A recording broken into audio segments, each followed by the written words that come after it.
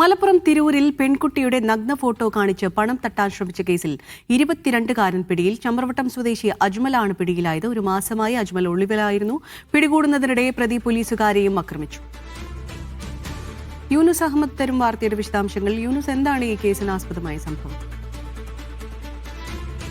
ചമ്രോട്ടം സ്വദേശി അജ്മലും ഒരു യുവതി തമ്മിലൊരു അവർ സുഹൃത്ത് ബന്ധമുണ്ടായിരുന്നു, ഒരു പ്രണയമായിരുന്നു.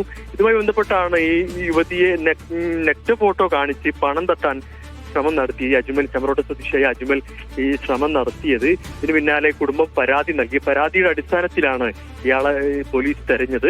ഒരു മാസമായി ഒളിവിലായിരുന്നു. പിന്നീട് ഈ അജ്മൽ നാട്ടിലെത്തിയെന്ന് പോലീസിന് മനസ്സിലായി. തിരൂർ വിളിച്ച് പോലീസ് ഇയാളെ പിടികൂടാൻ ശ്രമിച്ചു. ആ പിടികൂടാൻ ശ്രമിക്കുന്നതിനിടെയാണ് ഈ പോലീസിനെ ആക്രമിച്ച് ഇയാൾ രക്ഷപ്പെടാൻ ശ്രമിച്ചത്. പിന്നീട് രാമനാട്ടുകരയിൽ എത്തിയാണ് സാഹസികമായി ഈ അജ്മലിനെ പോലീസ് പിടികൂടിയിട്ടുള്ളത്. ഏതായാലും പോലീസിനടക്കം പരിക്കടക്കം ഈ ഒരു ആക്രമണത്തിനുണ്ട് എന്നാണ് നമ്മൾ മനസ്സിലാക്കുന്നത്. പ്രഥമമായി പോലീസ് അറിയിക്കുന്നത് ഇയാൾ പോക്സോ കേസ് ഉൾപ്പെടെ ഇയാൾക്കെതിരെയുണ്ട്. നിരവധി കേസുകളുള്ള ഒരു വ്യക്തി കൂടിയാണ് 22-കാരനായ അജ്മൽ. ഇയാൾ ഏതായാലും കോടതിയിൽ ഹാജരാക്കിയിട്ടുണ്ട്.